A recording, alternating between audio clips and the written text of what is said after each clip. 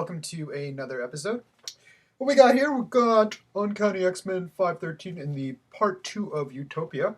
The comic book club did say this, and it really did feel like pieces are being moved around. They're going to be the new status quo post Dark Reign or during Dark Reign. And Emma's totally flip sides. She's going with the Norman Osborn team. But I still think Emma's good, and she'll be, she's doing what she has to do. I think Scott knows what's going on.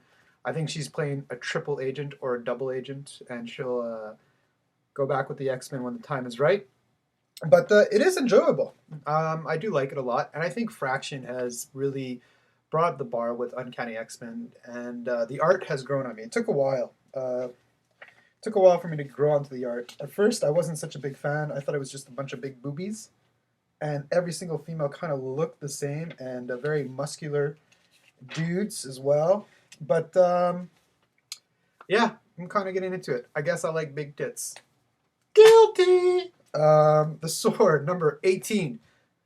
This is the conclusion of Fighting with Earth. I do enjoy the flashbacks because during the story they go into flashbacks about her life and how it relates at that very particular moment. How they set up the issue now with there's another god element. She has to take down these four beings that killed her family. I'm giving you the catch up in case you're not reading this book at all. And each four beings have a power: earth, wind, water, and fire. The only one left is wind.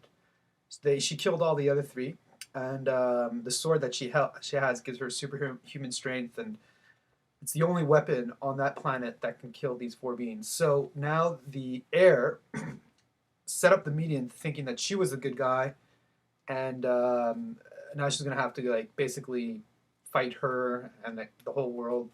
So it's really good. It's interesting. I liked it.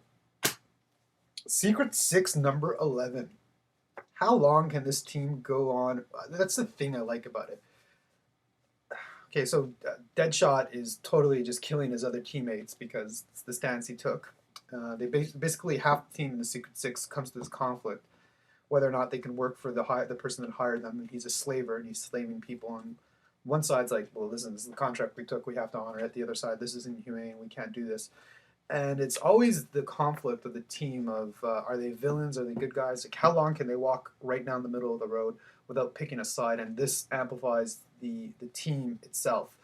And I don't want to give away, but they're going to have to fight a major DC heroine. Hero, the female thing of hero. I just said heroine. Whatever. Oh, yeah, heroine. However, I love the book a lot. Nicola Scott is the most tremendous artist. I think she does wonderful things with this title. Gail Simone is wicked sick, and I think she's breaking a sexist stereotype where girls can only write about very pretty things. She writes the most sickest, disgusting, disturbing stuff in this book, and I'm loving every single delicious minute of it. It is magnifique, I tell you.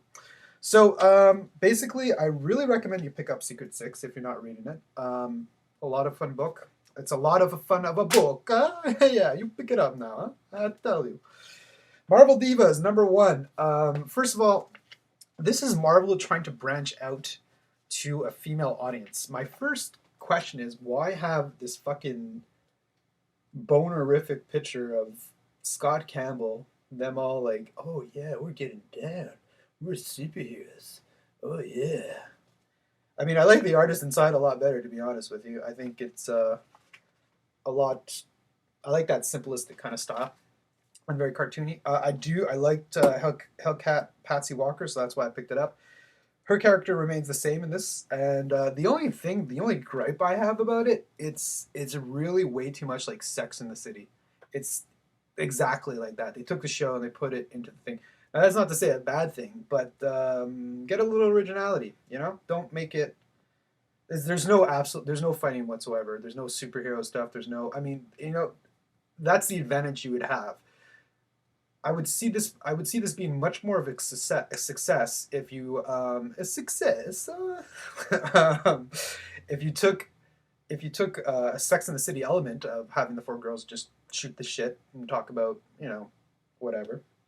A lot of I wonder also too, how many if females did read this, did you find it insulting? Did you say, hey, this is not how chicks act? That's another thing too. Like girls who pick up comic books don't really act like a princess type-ish kind of. Anyway, I'm going to get in trouble if I continue to talk.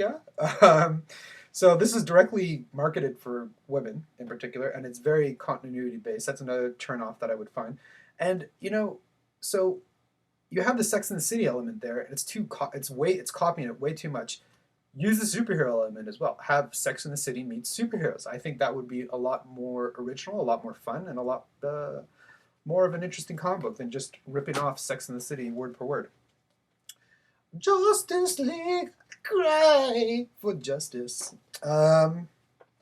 Basically, all it is, it's a setup issue, and I have to wait till issue 2 to give it a full review. I mean, I find people who can write number ones and do the setup and have the story move along a lot more entertaining. When it's just setup, it's still interesting. I still like the characters. I'm intrigued for the second issue. I just wish, picking it up a bit, huh? Make it a little more speedy. This continues to be so fucking good. Ugh. I really like this book. And I love Quitley's art. And I can just look at this all day. I've read it like 4 times over. Batman and Robin. It's only on issue number 2. If you haven't picked up number 1, forget about what Grant Morrison did in the regular Batman title. Pick up Batman and Robin and pick up Detective Comics. Those 2 books are all the Batman books you need, or the Batverse books you need. Tremendous, amazing stuff. And if you want to see Batman take on more of the original supervillains, because he's making a whole batch of new supervillains, if you want to see the new Dick Grayson as Batman take on old superheroes, pick up the regular Batman book. I'd have to say Dick Grayson putting on the mantle of Batman, as surprising this may sound, probably one of the most fresh takes on Batman in a very long time, and enjoying it immensely. Kudos to DC and everybody who works on that, because of course they're watching the video. Green Lantern's Corp. This is crazy fucking shit going on. Number 38. The Guardians give it the okay to just fucking execute the prisoners. Major spoiler. But Blackest Night is around the corner, my friends. And every time you pick up an issue, they bring out another juicy tidbit of information that you will like regarding Blackest Night. That's it. Short but sweet.